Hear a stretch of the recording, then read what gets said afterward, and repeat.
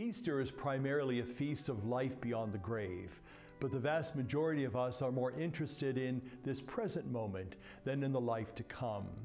Now, this is not to say that the life beyond the grave is of no vital importance to us. On the contrary, there is one fact in this life that most of us are interested in, and that is death. Death is one of those absolutes in life. And this is a place where Easter becomes a vital part of this present moment.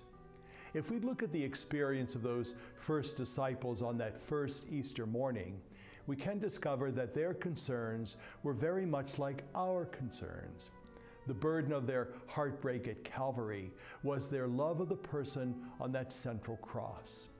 They could not believe that it happened the way that it did. And when the women came to the tomb early that Sunday morning, they were grieving for the one who was buried there. The gospel for this Easter Sunday tells us that the most important thing in life for them was the tragic death of the one whom they loved so much. The Easter message tells us that the human personality is not destroyed by death.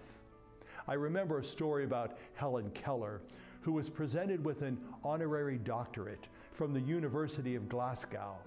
And she stood there on the podium, both blind and deaf, as the president of the university read the citation, and a teacher spelled into her hand what was being said.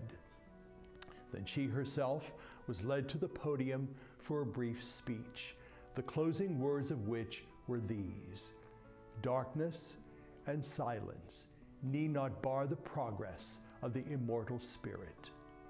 A Scottish reporter telling the story wrote, "Then there was thunderous applause, which only she could not see or hear." Victory over hardship, victory over handicap, victory over pain and suffering, victory over sin. The story goes on. Victory over death. As we stand at the foot of the cross, may we hear the angels say to the grieving women, "Why do you look for the dead among the living? He is risen. Alleluia."